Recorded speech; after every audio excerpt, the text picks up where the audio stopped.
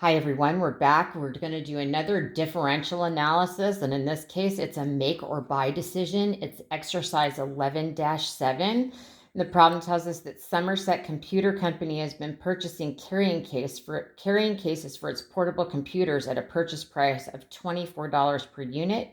The company, which is currently operating below full capacity, which means they can still manufacture more, charges factory overhead to production at the rate of 40% of direct labor costs. The unit cost to produce comparable carrying cases are expected to be as follows. So they've given us the direct materials, the direct labor, factory overhead, and our total cost per unit.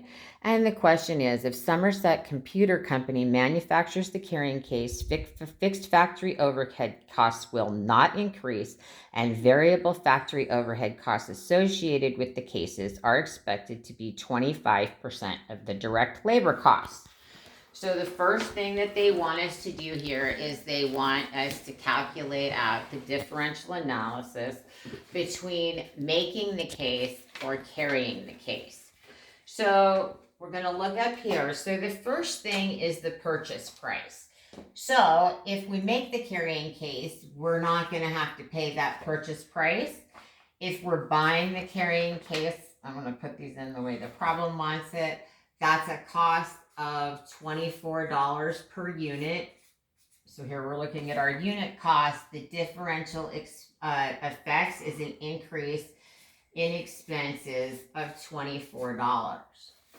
Then if we're going to look at making the cases, right, the first line, direct materials, if we're going to make the case, then that's going to be an $8 direct materials cost. So we've got $8 here.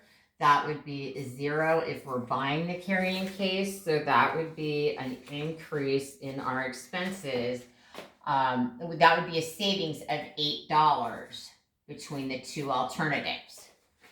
If we're looking at direct labor is $12 an hour. That's associated with making the carrying case. If we buy the carrying case, that comes to 0. So that's going to be an increase in our cost of $12. Then we're going to look at the manufacturing overhead rate, and the problem tells us that manufacturing overhead, variable factory overhead associated with the cases are expected to be 25% of direct labor costs.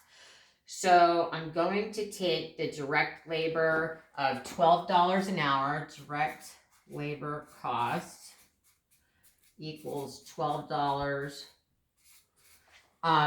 Or it's not per hour necessarily. It is the total direct labor cost, or direct labor cost per unit is $12. I'm going to multiply that by 25%, like the problem told me, and that means our variable factory overhead is going to be $3. So our variable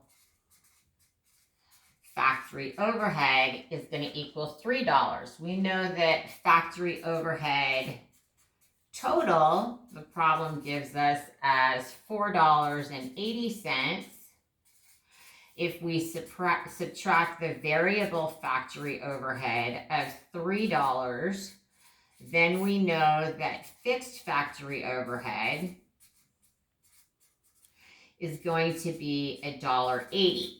So now we can finish filling out the chart here. We know that variable factory overhead is a $3 cost here, $3 cost here. We wouldn't have that variable factory overhead, so that's another savings of $3.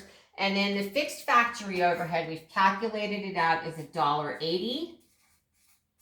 And that's not going to change between the two alternatives. Again, it's going to be $1.80. And so that's going to be 0. Okay.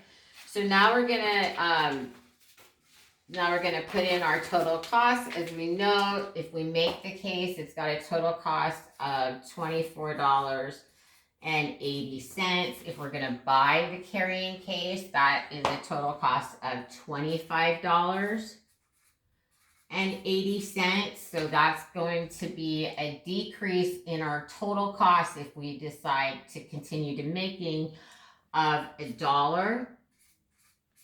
Okay, so that's the difference here. So if we make it, it's 2480. If we buy it, it's 2580 because now we've taken into account that factory overhead. So that's an increase in expenses of $1. So it says, assuming there's no better alternatives for the spare capacity, it's advisable to manufacture those cases because, and then remember that fixed factory overhead is irrelevant to the decision. And that's how you calculate 11-7.